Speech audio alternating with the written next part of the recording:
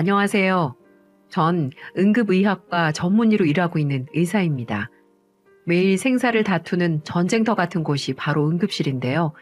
이곳에선 여러 가지 이유로 가족을 떠나보내는 일이 비일비재하게 일어나고 있습니다. 멀쩡하게 가족들과 저녁 식사를 함께했던 아버지가 아침에 눈을 뜨지 못하기도 하고요. 식당에서 열심히 일하던 어머니가 음주운전 차량에 치여 세상을 떠나기도 합니다. 또 유치원에 잘 갔던 아이가 기도에 간식이 막혀 엄마 아빠와 뜻밖의 이별을 하는 안타까운 일이 벌어지기도 하죠. 이런 일들을 매일같이 봐야 하는 의사지만 아직도 적응이 잘 되지 않습니다. 의사는 환자에게 감정을 이입하면 좋지 않다는 걸 알고 있지만 가족을 잃고 슬픔에 잠긴 사람들을 보고 있자면 제 아픈 과거가 떠올라 제 감정도 그들에게 동화되곤 합니다. 제게도 가족에 관한 아픈 사연이 있습니다. 몇몇 친한 지인들 말고는 제 사연을 알고 있는 사람이 드문데요. 오늘은 여러분들께 제 이야기를 들려드리기 위해 이렇게 사연을 보냅니다.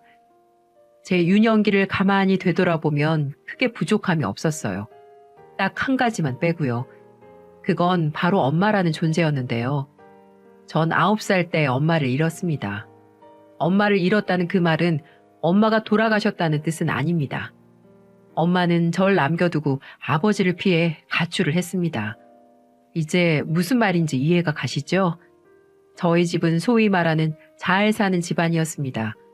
친할아버지 할머니와 함께 살았는데요. 높은 담장과 넓은 정원이 있는 커다란 2층 집에 살았죠. 할아버지는 버스 회사를 운영하고 계셨고 아버지도 할아버지 회사에서 사장으로 재직하고 계셨죠. 할아버지의 운수회사는 참 잘 됐다고 해요. 천안 시내엔 온통 할아버지 회사 버스가 돌아다녔으니까요. 그렇게 우리 집이 잘 사니까 저도 우쭐하는 마음이 있었죠. 지금은 좀 창피한 이야기지만 친구들한테도 어깨에 힘 좀 주고 다니며 유세 아닌 유세를 떨고 다녔답니다. 외동아들이었던 전 온 집안의 사랑을 한 몸에 받았습니다. 어릴 적 해보지 않은 게 없을 정도였어요. 당시엔 접하기 쉽지 않았던 승마, 테니스, 수영, 스키 같은 운동을 모두 배웠고요.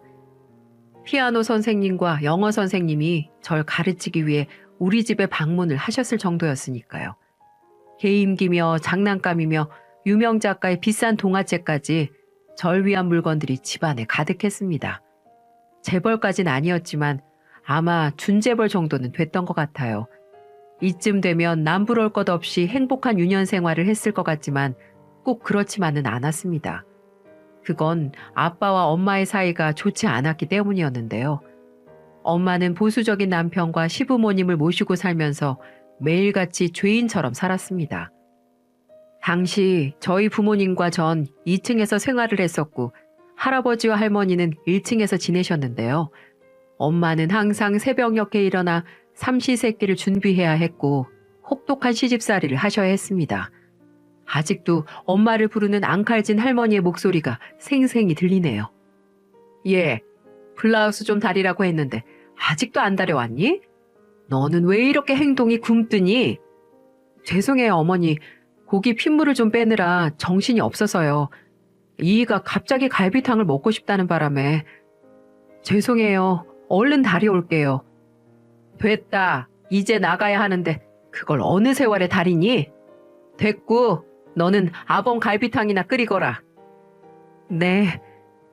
제가 기억하는 엄마는 늘 눈치를 보며 어깨를 잔뜩 움츠린 모습이 가장 많았습니다.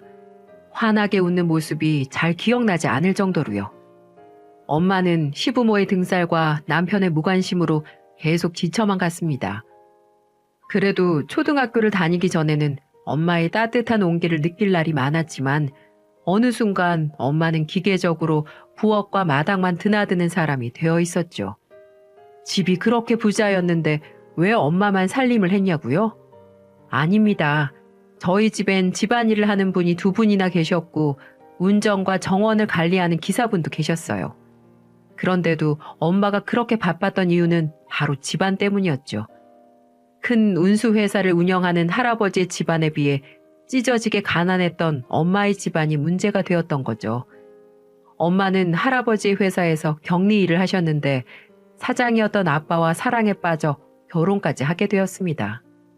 당연히 보잘것없는 엄마의 집안 때문에 할아버지 할머니는 두 사람의 결혼을 극심히 반대했지만 되돌리기엔 너무 늦은 상태였다고 합니다.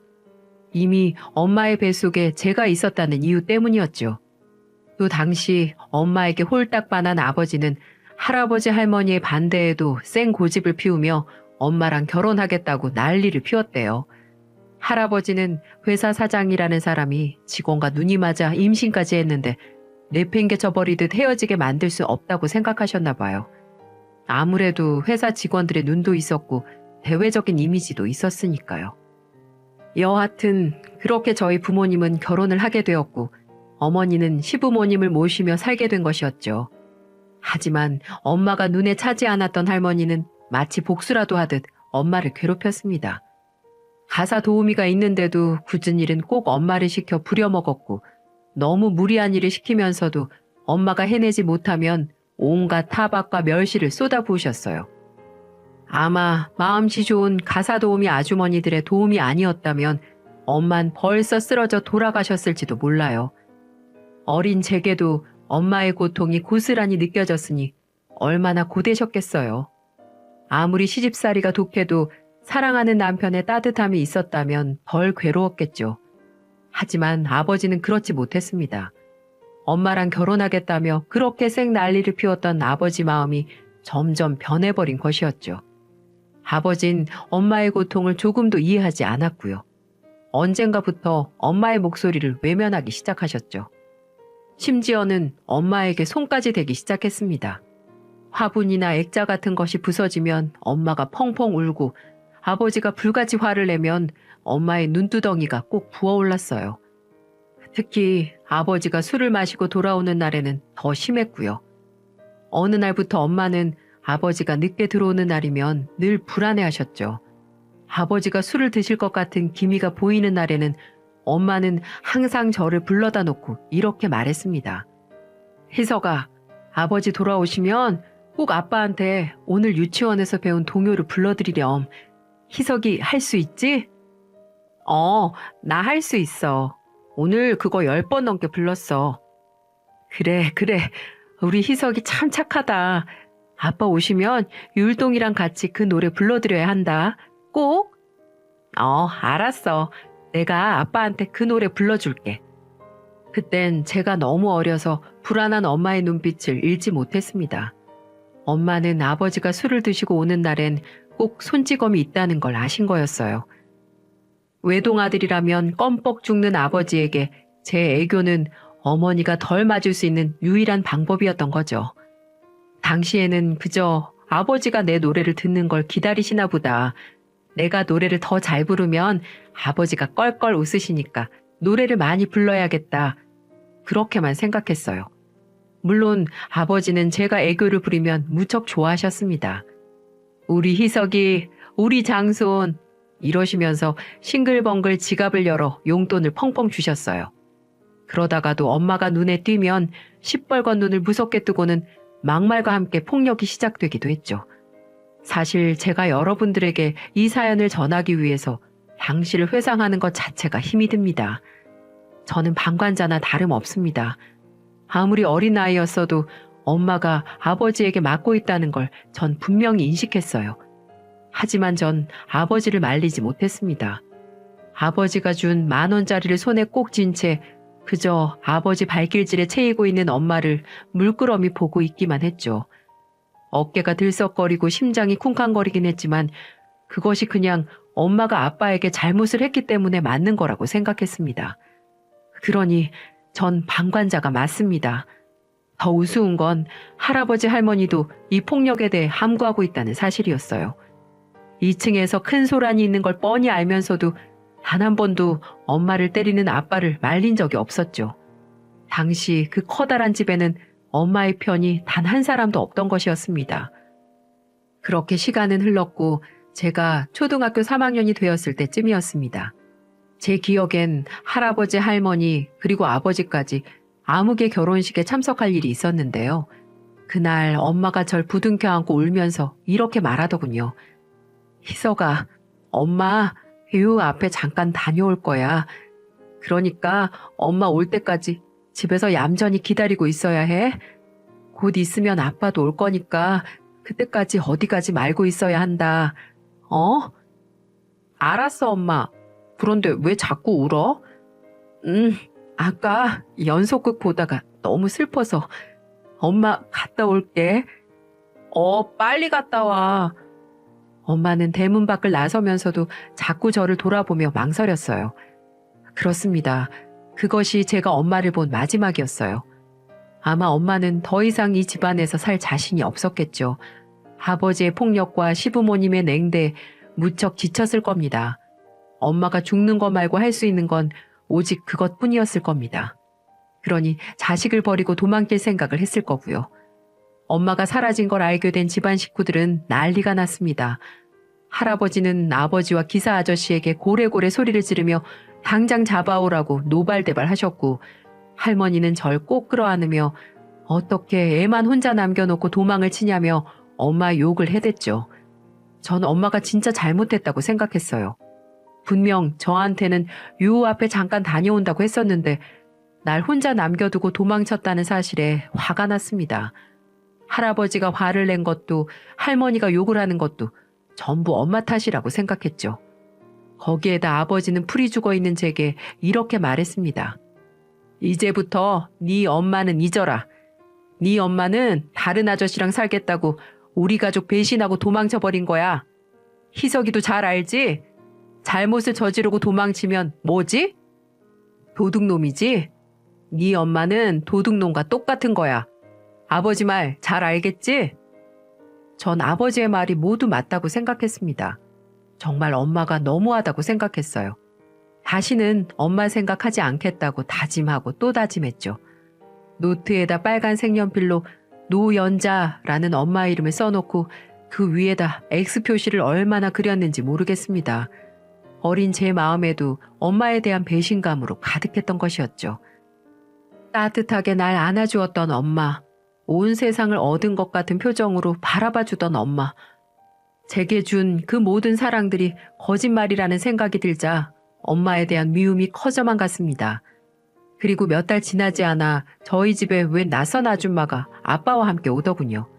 아버진 그 아줌마를 새어머니라고 부르라고 했습니다. 저도 알고 있었어요. 그 아줌마는 아빠가 엄마를 대신할 사람을 구한 것이라는 것을요. 전 거리낌 없이 그 아줌마를 새어머니라고 불렀습니다. 진짜 엄마라고 생각해서 부른 건 아니었고 이 아줌마도 금방 도망칠 거라고 생각했기 때문이었죠. 이 아줌마도 곧 아버지에게 맞을 테고 할머니의 괴롭힘에 견디지 못할 거라고 생각했습니다.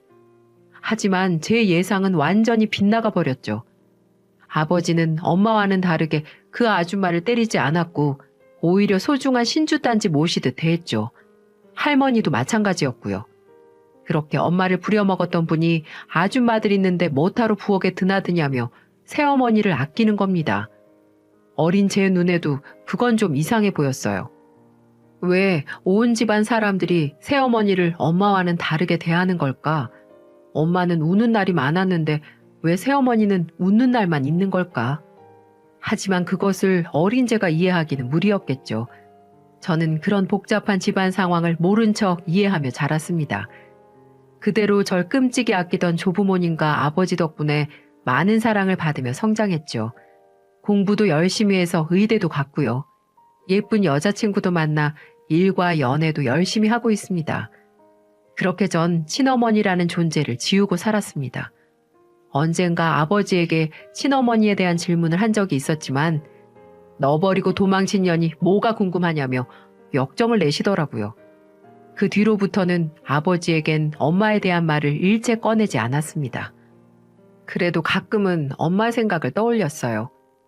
나이를 먹고 어른이 돼 보니까 그전에는 깨닫지 못했던 것들을 알겠더라고요. 엄마가 참 더러운 집안에 시집을 와서 고생만 했구나. 하루가 멀다 하고 아버지한테 맞았는데 몸 다 상하셨겠구나. 지금은 뭐하고 사실까? 재혼은 하셨을까? 그런 자연스러운 궁금증이 생기곤 했죠. 하지만 거기까지였습니다. 굳이 찾으려 하지도 않았고 친어머니에 대한 필요성도 느끼지 못했습니다. 제 마음속 깊은 곳엔 아직도 날 버리고 도망친 엄마였으니까요. 그러던 어느 날이었어요. 응급실 당직을 서고 있는데 아주 급한 환자가 이송돼서 왔더라고요. 심한 복통을 호소하는 70대 여성이었는데 복부가 심하게 팽창해 있고 황달기도 있었습니다. 전 간경변을 의심했는데요. 염증 때문에 간이 섬유화가 되는 이 질병은 복수가 차거나 황달이 생기는 증상이 일어나기도 하기 때문이죠. 우선 통증을 줄여주는 처치를 하고 다음날 정밀 검사를 하기로 결정했어요. 그때까지만 해도 그 환자가 누군지도 몰랐습니다. 차트에 적힌 노연자라는 이름을 보고 다시 환자의 얼굴을 자세히 들여다보았죠. 그렇습니다. 제 친모가 확실했습니다. 하나밖에 없는 9살 아들을 버리고 도망친 그 엄마가 틀림없었습니다. 글쎄, 그때 기분을 뭐라고 표현해야 할까요? 꿈에 그리던 엄마도 아니었고 찾고 싶었던 엄마도 아니었습니다. 그저 미움으로 가득한 엄마였죠. 내가 싫어서 날 버리고 도망친 엄마였는데, 그런 엄마였는데 왜 그렇게 눈물이 쏟아지던지요. 저도 그런 제 감정을 이해할 수가 없었습니다. 눈물을 펑펑 쏟아낸 저는 엄마가 정밀 검사를 다 마칠 때까지 이 사실을 말하지 않기로 결정했습니다. 제게도 생각할 시간이 필요했고 아파서 온 엄마에게 충격을 줄 수도 있으니까요. 입을 꾹 다물고 모른 척하며 이렇게 말했어요. 노연자 환자분, 제 소견으로는 간경변이 의심됩니다. 간에 염증이 생겨서 딱딱해지는 질병인데요.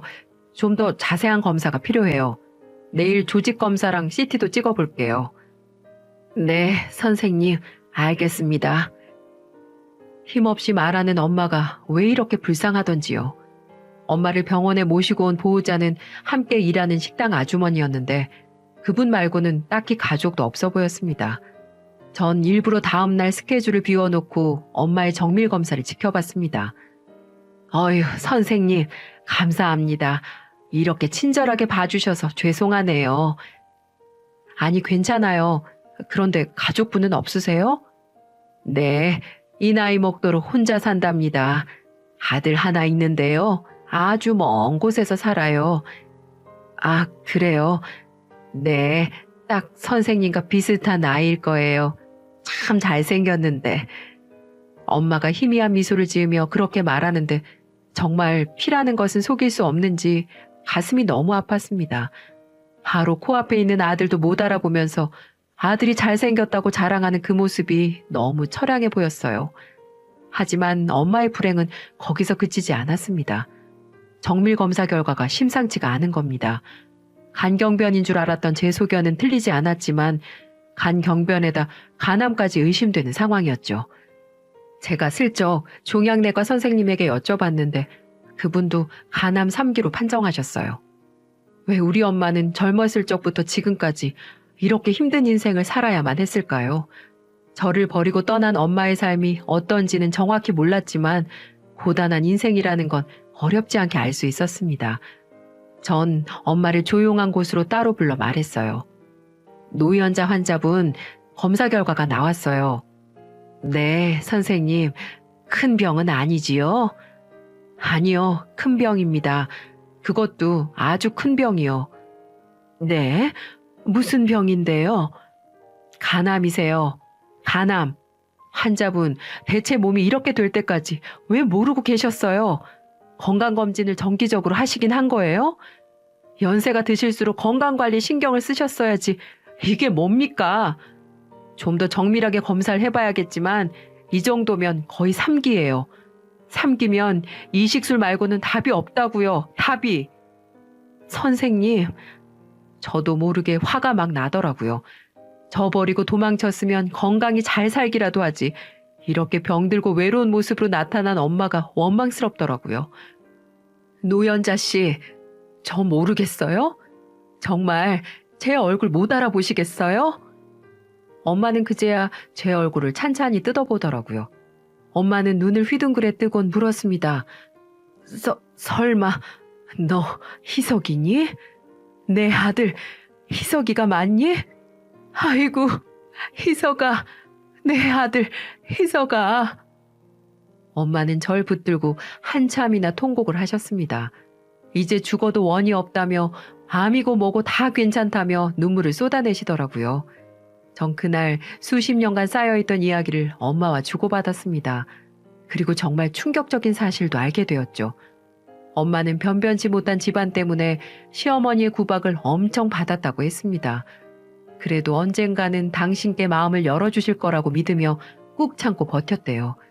하지만 엄마의 희망은 날이 갈수록 산산이 부서졌고 믿었던 남편마저도 냉랭하게 구는 모습에 절망을 했답니다.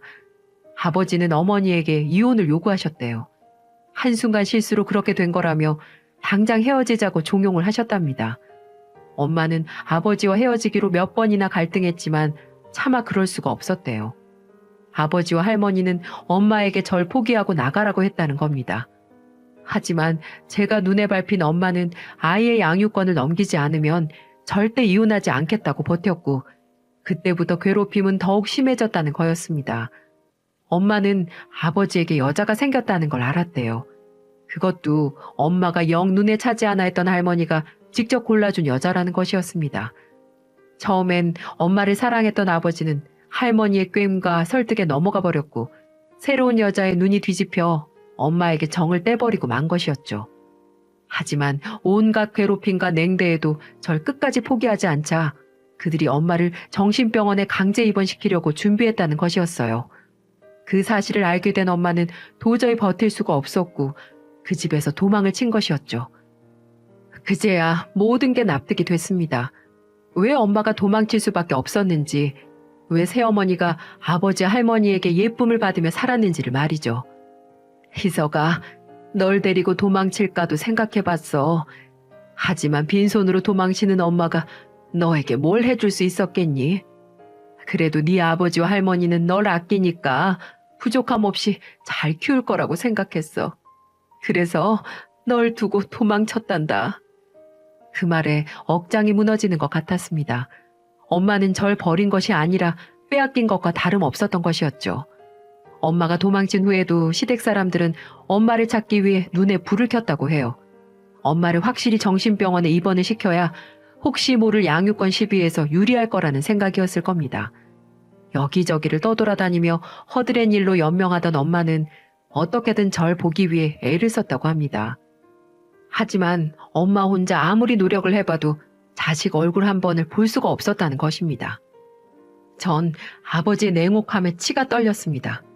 아니, 돌아가신 할아버지와 지금의 할머니에게도 배신감이 들더군요. 그분들이 절 부족함 없이 키워준 건 맞지만 어떻게 제게서 엄마를 빼앗을 수가 있을까요? 엄마를 빼앗은 것도 모자라 제 머릿속에 엄마가 매우 나쁜 사람이라는 인식을 심어둔 것도 바로 그들이었습니다. 전 그날 본가로 내려가 아버지와 할머니를 만났어요. 그리고 엄마를 만난 일을 말씀드리고 이제껏 있던 일을 똑똑히 알려달라며 따졌습니다. 아버지가 인상을 구기며 이렇게 말하더라고요. 그 미친년 말을 그대로 믿니? 내가 왜 정신병원에 넣으려고 그랬겠어? 자꾸 아빠 의심하고 사사건건 트집 잡고 그러면 정신병이지. 안 그래? 할머니도 똑같았습니다. 희서가 그 여자 말 믿지 마라. 걔가 네 친모지만 아주 악질이야. 일부러 네 아버지 꼬셔서 널 덜컥 임신해놓고 집안에 들어온 거야. 우리 재산을 노리고 말이지. 그래서 이 할미가 그렇게 조치를 취한 거야. 그런 천박한 여자에게 우리 집안 재산을 빼앗길 순 없잖니. 정말 어처구니가 없더라고요. 당신들의 잘못이 무엇인지 조금도 깨닫지 못하는 것 같았습니다. 전 두 분에게 이렇게 말했습니다. 저 이제 두 분 보고 싶지 않아요. 이제 저 엄마 모시고 살 테니까 두 분도 저 없다고 생각하고 잘 사세요. 아시겠죠? 그리고 대문을 박차고 나왔습니다. 전 친엄마를 모시고 잘 아는 간 이식센터 교수님에게 엄마의 수술을 맡겼습니다. 역시 간암이 상당히 많이 진행된 상태라 이식 말고는 방법이 없더라고요. 그래서 엄마는 생체 간 이식 수술을 받으셨습니다. 정상적인 간의 일부를 떼어내어 간질환 환자에게 이식을 하는 방법이죠. 간을 누가 떼주었냐고요? 당연히 제가 떼드렸습니다. 간을 떼주려면 공여자의 건강 상태나 체구가 무척 중요합니다.